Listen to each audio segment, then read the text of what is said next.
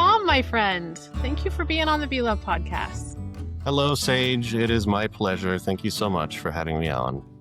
It's great to connect across coast to coast and to just have this conversation about love.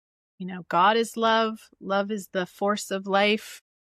We're both ministers, and ministry is all about creating community where love is being given and received. So the focus of this podcast is just kind of to hear your story of love, how love has drawn you along this path so that you might be sitting here today with me having this conversation. What do you love, Thom Muller?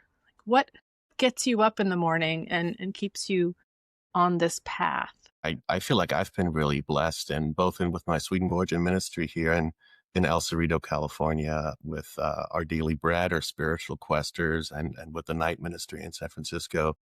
I'm just really lucky to just constantly be given that chance of doing that kind of work. What draws you to this Swedenborgian life? So I discovered Swedenborg in my late teens, early 20s, and I was at that time kind of coming out of a much more sort of traditional, conservative background when it comes to religion and Christianity as a whole, and having kind of grown disillusioned with that. And going through, I think, something that a lot of people in our culture have gone through and go through is that sense of what I would now call sacred disillusionment. A lot of things around religion, faith, what we consider though to be those things, and so forth. And to me, Swedenborg was a way to fall in love again with a lot of these stories, approaches, questions, insights that Swedenborg and many other mystics have raised and have offered to us. So that has been that great privilege of discovering Swedenborg in my late teens, early 20s, and I just happened to be at that age where I was in the college age, and discovered there happens to be a Swedenborgian liberal arts college where you can get a bachelor's degree focusing on Swedenborg. So I did that at Brenathan College outside of Philly, which was an amazing time and just an amazing way to, again, have that rare and awesome opportunity to actually go ahead and just study this stuff that I love so much on an academic level. And you discover the Swedenborg on your own? Was it connected to your family? Were you just like this 18-year-old saying, Mom, I want to go off to Swedenborg College? Or how did that play out?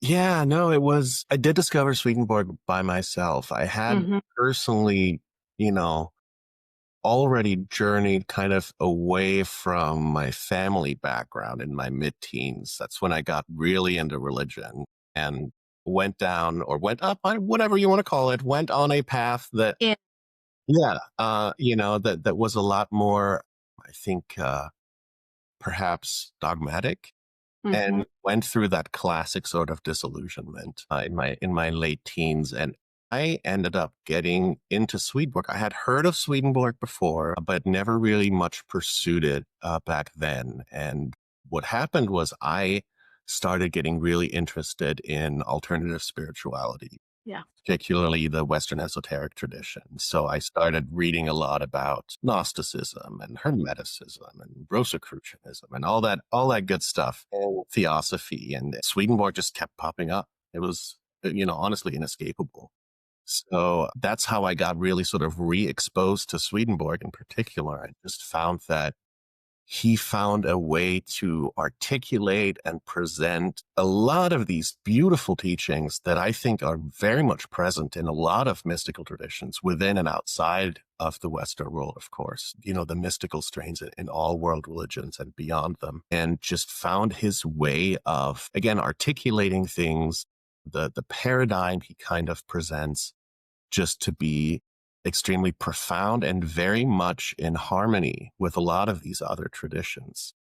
There seems to be this common language that the mystics speak that I think for a lot of people, and I'm actually seeing this a lot these days, is people who are going through a similar kind of disillusionment with traditional religion and rediscover the mystics, rediscover the people that have sort of questioned orthodoxies, that have really focused on their unique individual inner experience. And I find that Swedenborgianism and the Swedenborgian Church are just a wonderful forum and vessel for actually pursuing that and sharing it with each other and supporting each other there. So that's Wow. just been a really beautiful journey for me. And, going from being in Bernathen and really feeling a call towards ministry, and then ending up going the route with convention, attending our seminary in Berkeley and going through that program, just kind of things fell in place in some ways.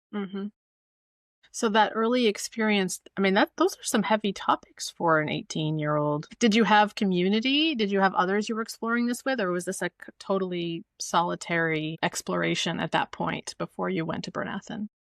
It was mostly a solitary thing, honestly. Yeah. I had a few friends that were kind of into some of the same things, but it was mostly a solitary thing. And I really hadn't had much exposure at all to Swedenborgians Yeah. until I came to Bernathen College, which I That's think, that's my next question is how yeah, did you go from this very wide open, I mean, it really does sound like a love was pulling you, a passion of curiosity and exploration, and then you transported yourself into this community of people who, yeah, I'm always curious about this because I think exploring a mystic and a mystical writings kind of on your own is such a profound experience. And it's a really different thing when it's a church community, a lived community, kind of trying to live out those principles with religious, hierarchies and structure. And, what was that like? What yeah, was it was, that movement like? yeah. Honestly, it was a positive experience, and it's Yeah. continued to be a positive experience. Yeah. But it does come with that classic sort of, it raises all of those questions that you're kind of alluding to, as in, to what degree are we doing justice to, this material and this thought world? To what degree are we living up to the standards that perhaps, Swedenborg set? To which degree are we not? And what role do our different organizations play? And it's et cetera, et cetera. And that's honestly another thing that I appreciate so deeply about Swedenborg, is that there is room for asking those questions, and there is room for critique and self-critique. There's kind of this inherent, I think, almost, it's not quite a paradox, but there's, for lack of a better term, an inherent paradox around Swedenborgianism, where we have a movement that was really never meant to be a church, and it's just kind of how things developed. But there is, I think, an understanding that's very common among Swedenborgians, even those of us that are very deeply embedded in these institutions, that we can never measure the new church or spiritual growth by organizations, and we can never confine it to organizations. Organizations are always secondary approaches. And Swedenborg was very clear about that. And that's what distinguishes him from a lot of other traditions, where there's a notion of, well, there's an exclusive sort of notion of, we have the organization, or we have the one true church. But I think that inherent paradox has actually allowed us to be critical of ourselves and to, kind of continue evolving. And, Swedenborgianism is at its very core, a progressive philosophy of theology. And what I mean by that is that the notion is not to go back towards, old ideas, old ways of thinking, but it's explicitly an embrace of the new, and an optimistic embrace new and of what is yet to come. And so I think that provides a really healthy paradigm that actually not only leaves room for, but encourages that, what I mentioned, that kind of sacred disillusionment. Mm-hmm. There's room for that, and something that's just super important for me to remember is that when we use terms like Swedenborgianism and Swedenborg and the new church and Swedenborgians, I like to stress the notion that the vast majority of Swedenborgians, meaning people who read and study Swedenborg and who sort of have their spiritual life be deeply influenced by those ideas, The vast majority of those people have nothing to do with any Swedenborgian churches, right? So the question is, what role can these organizations, and not just churches, but foundations and publishing houses, what role can they play in having people have that inner experience of the church, of, that path, and honoring and acknowledging the role that we can play, but always being willing to admit that this is not the standard by which to measure things. It's always secondary. I would concur, and I might even take it one more radical step, that the world that Swedenborg was describing, the experience that he was having and then telling us about, is a reality that others have spoken of and that we're experiencing right now. So it's a very beautiful, messy, mystical mush that spiritual reality is that we're seeking to touch into. I love this divine disillusionment. That's a great phrase. Nothing can be made new without disillusionment, right? That's a necessary part of the puzzle. What's at the heart of your Swedenborgianism or your spiritual life? Is it the invitation to newness? Are there other elements of that present for you? Yeah, absolutely. Absolutely. I mean, and we've alluded to this already, the notion that, Swedenborg is very clear that what he calls the church is something that's within, right? So that spirituality, while it may take, infinite shapes and forms and so forth, that are all beautiful and valid, it's something that arguably only happens when we are on an inner path. We're on an inner path that explicitly is not focused just on one's own spiritual advancement, so to speak, but that is explicitly, again, focused on meaningful and helpful and loving relationship with others. So I think that's sort of that core Swedenborgian teaching that, if God is love and wisdom, means for us to connect with God is by embodying love and wisdom, and having that be the core of our spiritual life. All the other stuff becomes beautiful and precious and helpful. But, again, I think Swedenborg gives us this opportunity to sort of have those be our guiding posts of, we can always struggle with institutions and even ideas, and we can struggle with all that kind of stuff.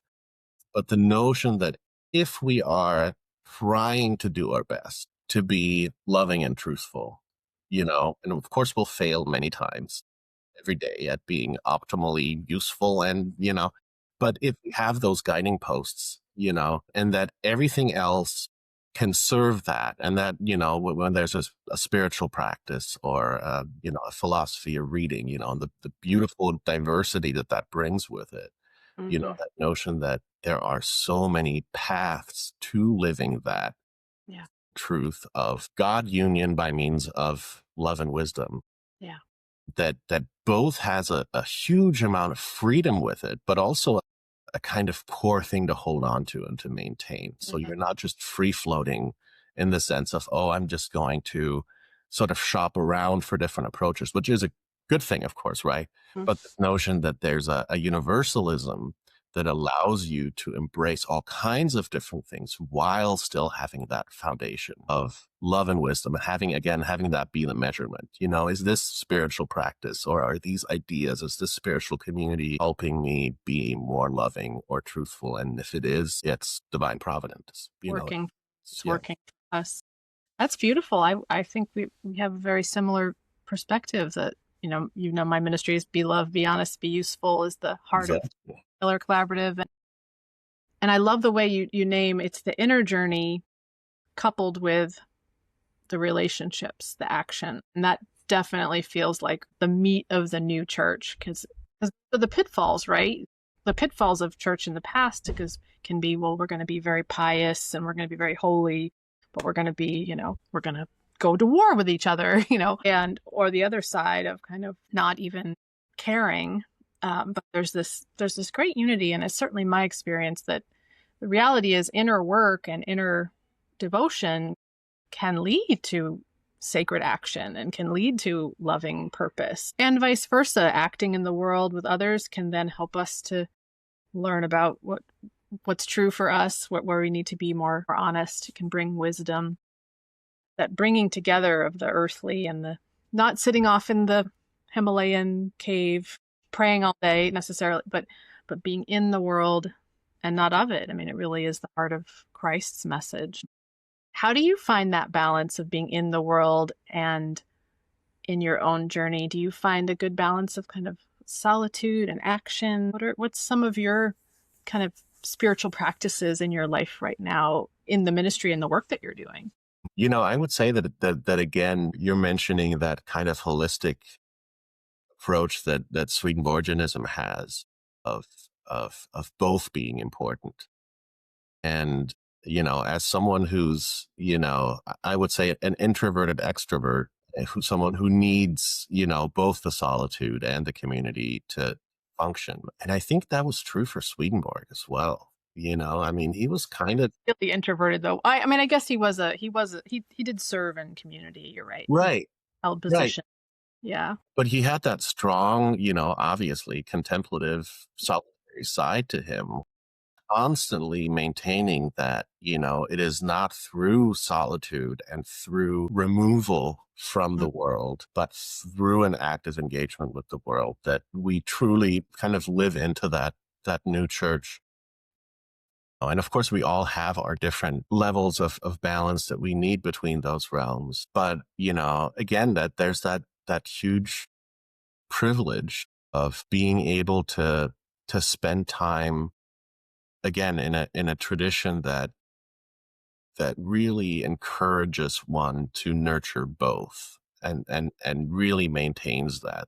You can't read Swedenborg at all without sort of him hammering that into you, right? Is that it's neither a matter of just focusing exclusively on the quote unquote material world around you, nor is it an exclusive focus on, somehow transcending in the sense of overcoming or removing oneself from other human beings. Like you said, I think it can be a very holistic approach that really encourages us to do both. In fact, the notion that those are completely interrelated, you cannot have your wisdom will not grow if you don't integrate love into it and live love into it. And likewise, if you live a life of following what you may love, but you lie to yourself and others in the process, not honest with yourself, you're not authentic in pursuing that love, then there's also a lot of dangers to come with that. So, Yeah. that yin and yang of love and wisdom, just kind of keeping that before our eyes as an ideal, because obviously we're not perfect. I just find that to be a really powerful tool. Sure. Yeah. And so how does that all weave in? Why don't you tell us a little bit about, you have 3 jobs basically, right? Yeah. Is one love, one wisdom, one usefulness, or does it all mix together? Right. I think in my case, they are sort of beautifully interrelated and Mm-hmm. they all have their own unique balance between the two. Mm-hmm. Mm-hmm. My main work is here at the Swedenborgian Society of the East Bay. Uh, sort of been around here for coming up to 8 years. And just being in that ministry setting, we have a really awesome community of, just great people, spiritual seekers from a lot of different backgrounds that, have this beautiful center here. And there's that balance that we always try to maintain of, having this tradition that can be very heady, with all these writings and a lot of, very, you know, sometimes challenging material. Mm-hmm. And at the same time, that focus on allowing there to be heart-based spirituality at the same time. So there's that right there. I think we're doing a pretty good job at it Mm-hmm. and just, kind of trying to maintain that balance. One of the things we recently did that I think illustrates that is we have all these small groups where we would, read Swedenborg and other things, and it would get super intellectual, right? Mm-hmm. That's awesome. Like, I love that stuff. We have several people who are really into that, right? But we decided that the balance was getting a little bit, out of hand. So we decided to, in one of our reading groups, we decided that we would simply read a text without any discussion whatsoever. So, we started doing a reading of the Gnostic Gospels or certain Gnostic Gospels. Literally just the entire group consists of reading a passage and being silent. No discussion beforehand, no discussion afterwards. And that's just been amazing. And like people love it, because it intentionally, you know, takes us out of our headspace into our heart space and kind of just sitting with stuff, right? And then similarly with our daily bread, spiritual questers, there's that notion of allowing people to express their own ways of doing Swedenborgian stuff. Way that is both, we have folks in our tradition that are super scholarly and super intellectual, and we have people that are really, really focused on, active, engaged spirituality and helping folks, and just to kind of honor that within our tradition is that we have these many different examples of people doing both. And I would say that with my third job, which is with the San Francisco Night Ministry, which is it's an interfaith nonprofit that works mostly at nighttime in the evening hours and predominantly with the unhoused folks in San Francisco, but it's really anyone that's sort of just out on the streets. So the concept there is really sort of street chaplaincy. So something that, someone might be doing at a hospital or hospice or whatever it would be, kind of doing that on the streets with people. And, we're an accredited CPE site. So we have people come in and do those trainings. And there I find that it really grounds me as much as I love Swedenborg and as much as I love esoteric spirituality and all of that good stuff. Being in a setting where that really just does not honestly have a place. I never, ever talk about Swedenborg with people on the street.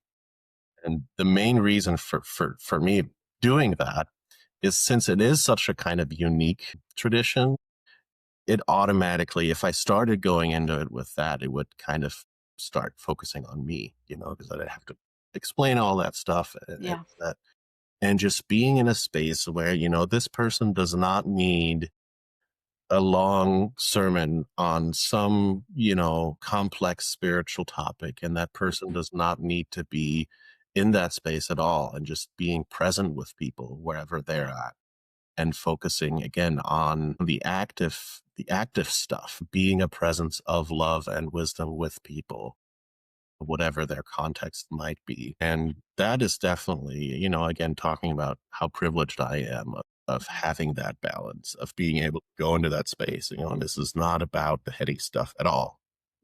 This is just about giving someone a blanket and sitting with them and chatting with them about what's going on in their life. And that has been, a really great experience. And it's really nice to see how many organizations, I think a lot of people are familiar with some of the issues that here in the San Francisco Bay Area that exist around housing, affordability, and folks being unhoused and all of the things that come with that. And just seeing a lot of really good work being done is something that's really encouraging, actually.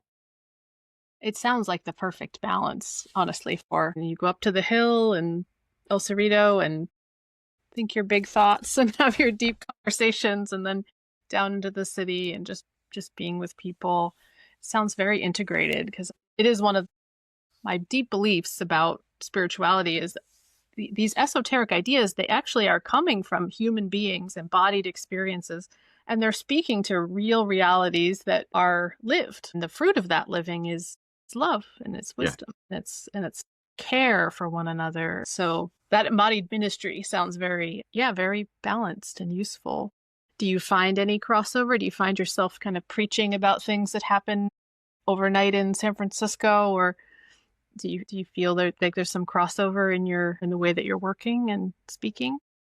Yeah, definitely. Both in the sense that, of course, there's often great opportunities of, things that illustrate certain things to kind of talk about, hey, I was out last night and this person, of course, without going into details or Maintaining confidentiality. yes, but cut to within a certain frame to share experiences and reflect on that level has been, you know, an interesting thing to do. And again, when I say that when I'm on the street talking to people, I'm not talking about Swedenborg, but what I'm saying is very much informed by that Swedenborgian idea. And once again, that notion that there are countless ways for us to live the new church.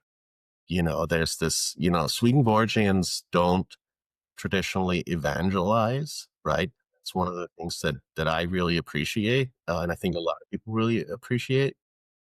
But in some way, there's a notion of, well, what would it mean to evangelize if we just kind of explore that term from a Swedenborgian perspective? Think if we were to view it positively, evangelizing to someone would be supporting that person in their unique way to be a new church person.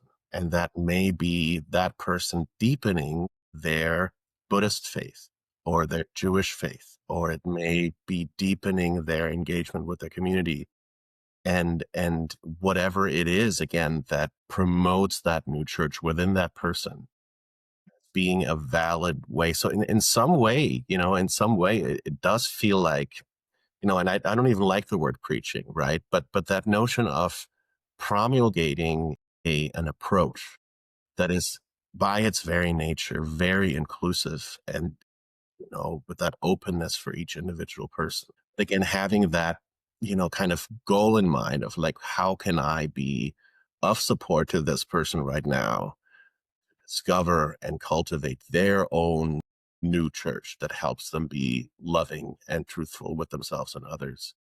And that has been, to me, really helpful in dealing with people and both maintaining that desire to somehow have a positive impact on people with at the same time that mandate of uniqueness and of respecting that person's own uniqueness and whatever form that they may give to it.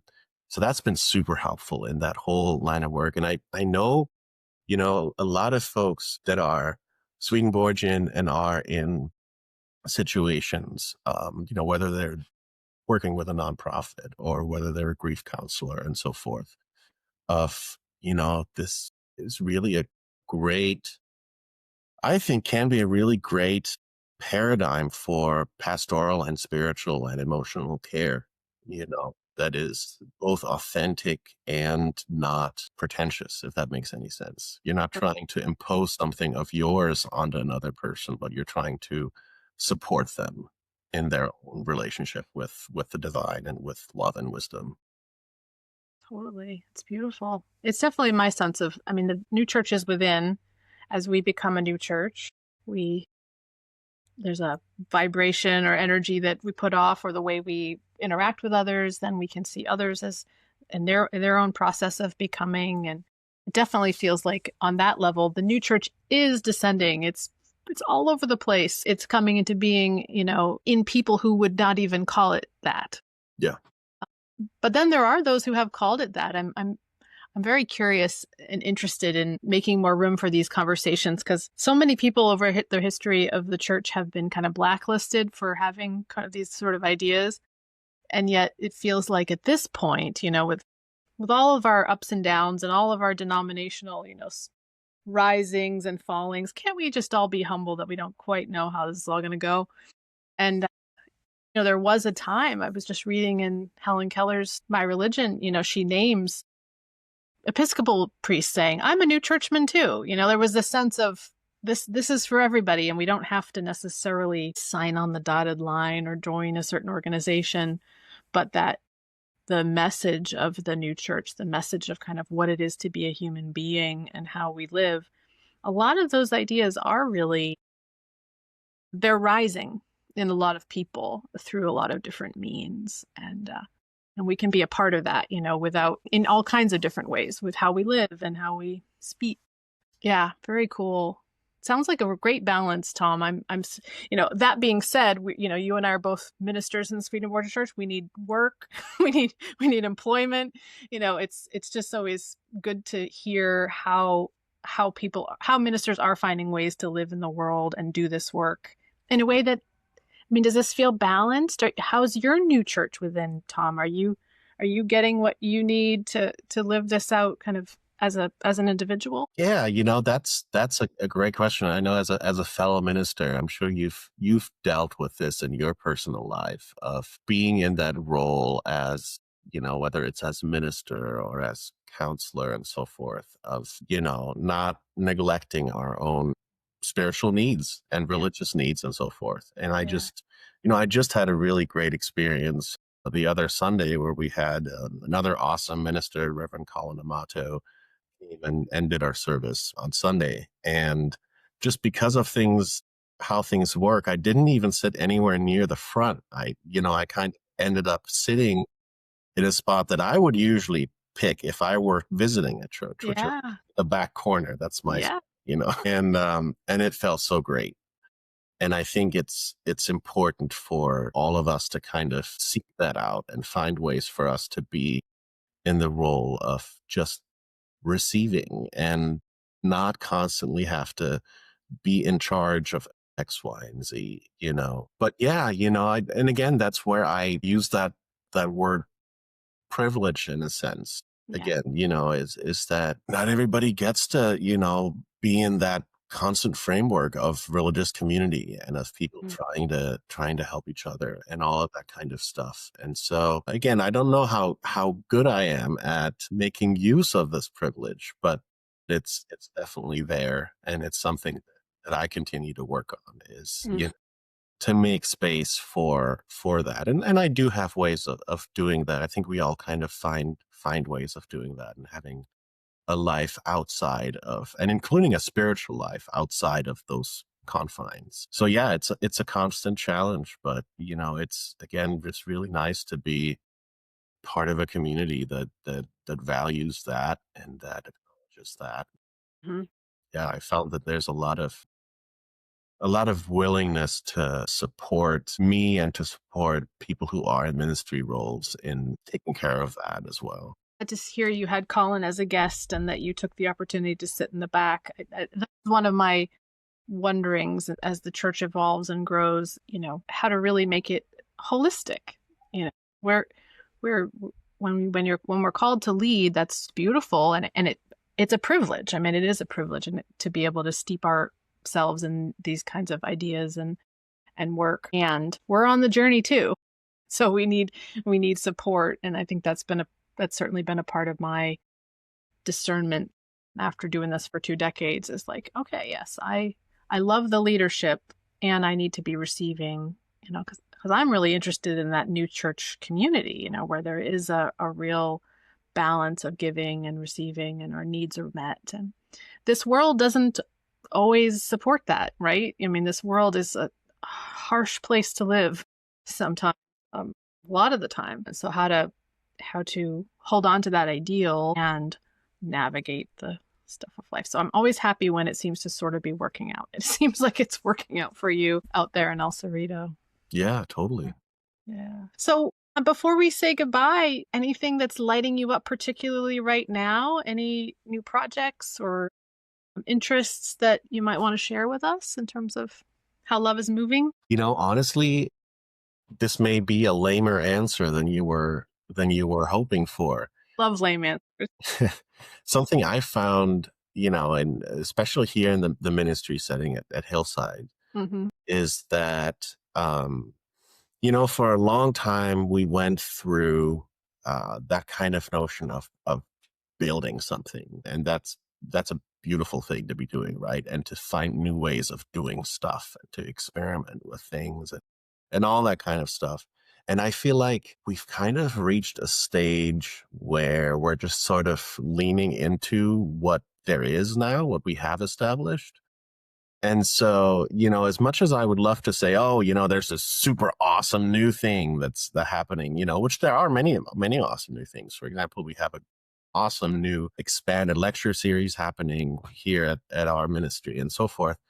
But there's really kind of this sense of, rather than, oh, there's something new, there's something extraordinary happening, is that it's gotten to a point where it just feels really authentic to be doing what we are doing without the need to kind of constantly reinvent the wheel, while of course being open to that, and just kind of leaning into that. So that's kind of where my thought is going with that question of. Can I tell you how much I love that answer, Thom? Yes. All right, cool. It doesn't sound lame at all. I think the rah, let's build it is a lot of ego play sometimes. It's like, we're going to fix this. We're going to do this. Like, if this work is really about listening and being present to God, yeah, sometimes you got to be ready to move when the call comes, and you got to be realistic and honest and all this stuff. But yeah, to just be able to be present with that's a privilege. It really is. Appreciate what's there. That makes me very happy to hear that you have that sense. Yeah, because there is so much that is good. It definitely feels like that's one of the tricks or traps, that when we try to make the church an institution, we can so quickly get into, well, we got to be a successful institution and we got to make more widgets or whatever. We almost can kind of become like a business model. I'm much more curious about what it means to just be in loving community, living these things out. And it's a weird balance, because like the night ministry, you got to become a nonprofit, so you got to do the stuff, but right. Yeah, finding that balance seems so important. So that's great to hear you're in a place of, it sounds like you do have new things happening with the lecture series, but then that sense of, just contentment with what is. That's lovely. Yeah. Congrats. Well, life's still a challenge. Yeah. We're still imperfect, but things have been really good for us, and really optimistic about the future, and not just say Hillside and ODB and the night ministry, but I really do, as much of a contrarian and cynic as I personally tend to be, is I see a lot of really, and of course you've talked a bunch about Helen Keller and optimism. I really do see a lot of reasons for optimism, which I think is super important to bear in mind these days, is that, and again, I think Swedenborgianism presents us, or invites us to have that view of, well, things are going to move in directions that are positive. And if we stay on it, and, again, I think it can be a really healthy paradigm that way. Yeah. I'm glad you're feeling optimistic. I am as well. It feels like we've been given a set of teachings that kind of tell us that this moment is not a surprise, that things break down and things don't always continue the way they always did. And that's not, it's a holy disillusionment. I think that will be the title of our podcast today. Nice. It's part of the process of new life coming in, and it's scary as hell sometimes, but not a reason to despair, actually. Yeah, absolutely. Coming. Yeah. And this podcast and a lot of stuff you're doing is really inspiring in that realm too. Just wanted to mention that. So really excited to see where that continues to go, and then the connections made there. I definitely have wonderings of what it'll be like 30 years from now, for what's coming down the pike. Hopefully you and I will still be around, and we'll be able to tell the story from the hindsight one day. Glad to be on this path with you, Thom, and grateful. Yeah, likewise. Thank you, Sage. Thanks for the conversation. And I love it.